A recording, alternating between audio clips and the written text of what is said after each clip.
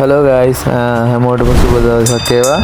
ඉතින් මම අද කරන්න යන වීඩියෝ එක තමයි අපි වෙන රටකට කොහේ හරි ට්‍රැවල් කරන්න විසිට් වීසා එකක් යනවා නම් කොහොමද බුකින් එකක් දාගන්නේ, හොටෙල් බුකින් එකක් දාගන්නේ කොහොමද කියලා තමයි මම අද කරන්න යන වීඩියෝ එකේ. ඉතින් අපි යමු වීඩියෝ එකට.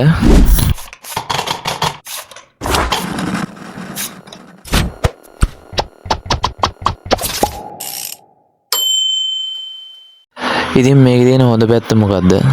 මේකෙන් පුළුවන් ඔයාලට වෙන රටකට විසිට් එකක් යද්දී ඔයාලට වගේ ෆෝන් එකෙන් තනියම හොටෙල් බුකින් එකක් දාගන්න පුළුවන් මේ ඇප් එකෙන්.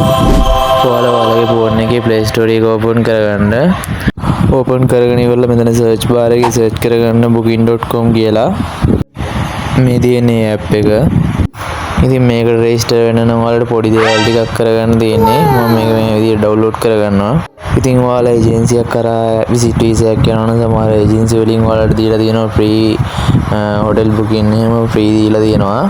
ඉතින් මේක එහෙම හම්බෙන්නේ නැති කට්ටියට තනියම ඔයාලා විසිට් වීසා දාගෙන යද්දී නැත්නම් ඔයාලට හොටෙල් බුකින් එකක් තනියම දාගන්න වෙද්දී එහෙම අවස්ථාවක ඔයාලට මේක ප්‍රයෝජනයට ගන්න පුළුවන්. ඉතින් මාත් මැලේසියාවට විසිට් වීසා එකකින් එද්දී මාත් හොටෙල් බුකින් එකක් දාන් ආවේ මේ ඇප් එකෙන් තමයි.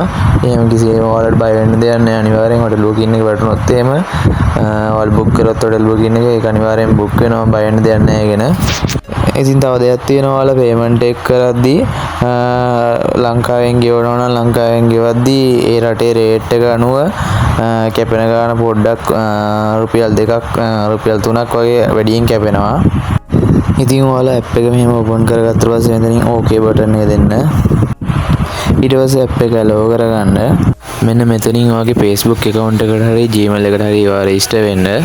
ඊට පස්සේ මෙතන continue කියන බටන් එක දුන්නාට පස්සේ ඔයාලට එනවා email එකට කෝඩ් එකක්. email එකට රෙජිස්ටර් වුණා නම් මට ආපු කෝඩ් එක මම මෙතන ටයිප් කරගෙන verify දුන්නා. ඊට පස්සේ මෙතන got it කියන එක දෙන්න ඔයාලා බටන් එක. දැන් ඉතින් ඔයාලා ඇප් එකට රෙජිස්ටර් වුණාට පස්සේ ඔයාලට මේ වගේ ඉන්ටර්ෆේස් එකක් බලා ගන්න පුළුවන්.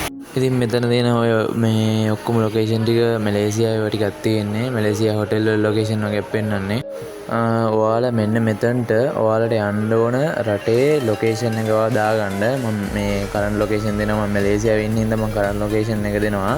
ඊටසේ මට පෙන්වන්නේ මේ ලොකේෂන් ටිකක් තමයි මේ හොටෙල් වල ප්‍රයිස් ටික. මම ඔයාලට ඒක පෙන්වන්නම්. ඉතින් මේ දෙවෙනියට තියෙන කොටුවෙන් ඔයාලගේ දවස් ගාන මාක් කරන්න හොටෙල් එක දවස් කීයකටද හොටෙල් එකේ රූම් එකක් ඔයා දවස් කීයකටද බුකින් කරන්න යන කියලා ඔයාලා දවස් ටික මෙතනින් දාගන්න. ඊට පස්සේ දවස් ගාන මාක් කරගෙන select date කියන එක දෙන්න ඔයාලා.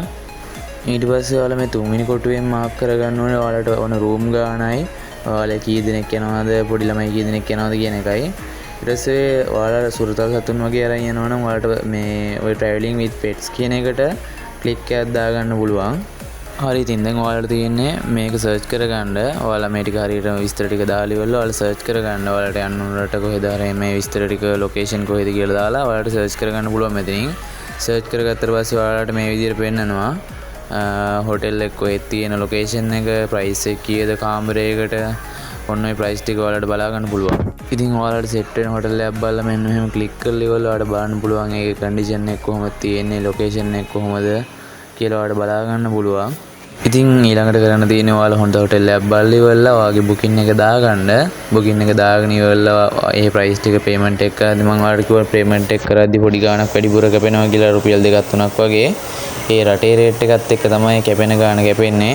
දැන් මැලේසියාවේ මං මෙහාට එද්දී රින් එකක් රුපියල් 65කට වගේ තිබ්බේ. ඉතින් මගේ account එකෙන් මං ගෙවද්දී රුපියල් 68ක් කැපුණා. ඉතින් මේ ඇප් එක ගැන ඔයාලා ගොඩක් කට්ටිය දන්නවා ඇති.